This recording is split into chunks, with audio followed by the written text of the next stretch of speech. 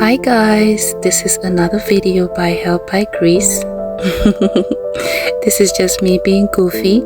I've not always been this very jovial after I had a heartbreak. That was many years ago, but I'm over that and I'm here to talk about how to overcome a broken heart. Yes, it takes a lot, but just imagine a letter I'm going to be reading to you as this letter is coming from the Holy Spirit, okay? So sit down and let's listen. Sometimes it's hard to pick up the pieces of your broken heart. But understand that only you can pick up those pieces. If you let these pieces go away, it will only keep on getting smashed by others and by yourself into even smaller pieces. So pick it up. Pick them up. Pick up those pieces from where you left them, from where they left you, and then trust God to mend those pieces for you. He's got the blueprint, so let Him mend it for you. God is love. His love is eternal. And it might seem like your broken heart is unrepairable. It might even look as though the person who was responsible for breaking your heart has moved on. I don't know why, but baby comes here. But anyway, it says, baby, they did. They moved on, yes. But they might have moved on in the wrong direction. They may have moved on into a hot mess. The same mess they got out of thinking you were the mess. They moved on to the same mess, maybe even worse than you. They moved, but they're still on the same level of movement. I'm talking about the same plane of movement. You got to understand that it's not about moving on.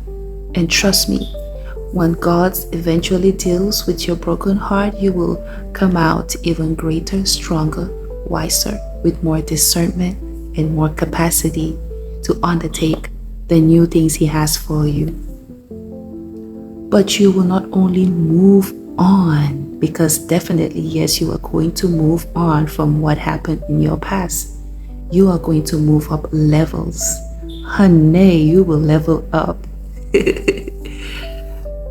Because that experience that you thought was a bad one was first a lesson that became a blessing and made you gain mastery of your true self.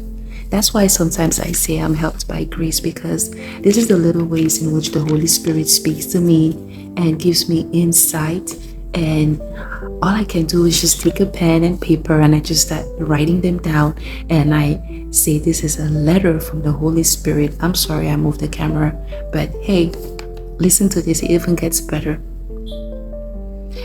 I'm going to teach you something about potential energy. It's easier to run on the same level, but to rise requires a shift. Is that true? Yeah. It's easy to run. You know how if you're doing like a morning run and it's a straight, smooth, flat surface, you're just running. Let's say you're running on the sidewalk and it's all straight, it's better.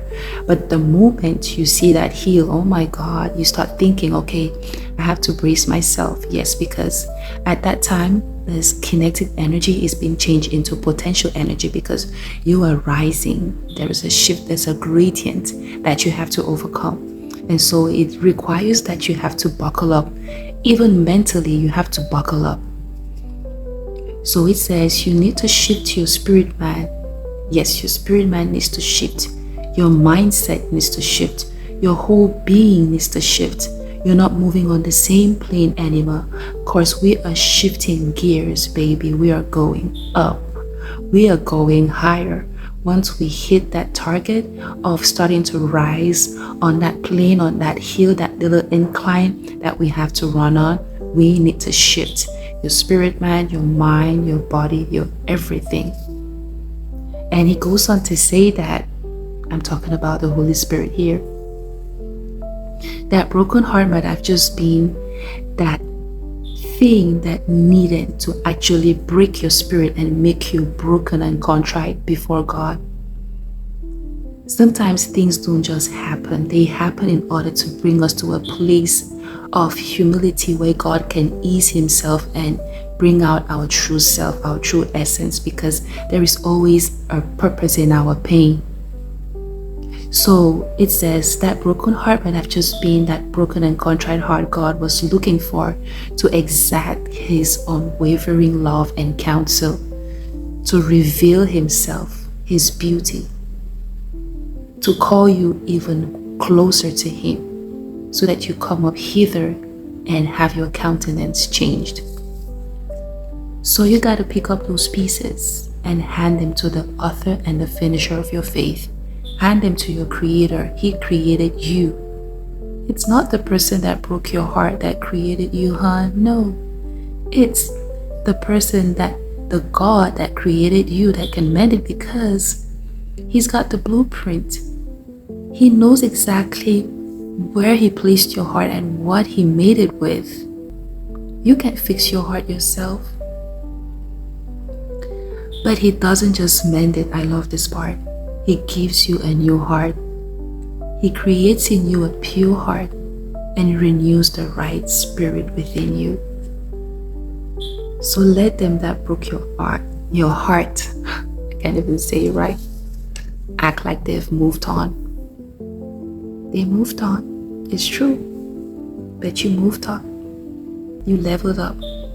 And mind you, this process can take days, years.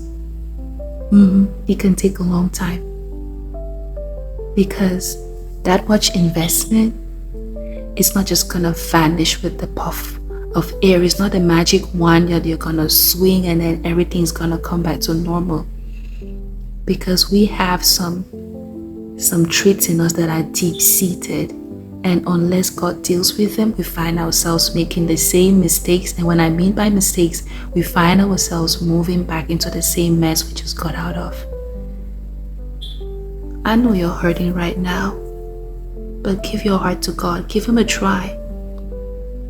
Earnestly cry out to Him and let Him know how you feel. I've cried to Him before, and guess what? He helped me. And I'm talking to you right now because I've been helped by grace.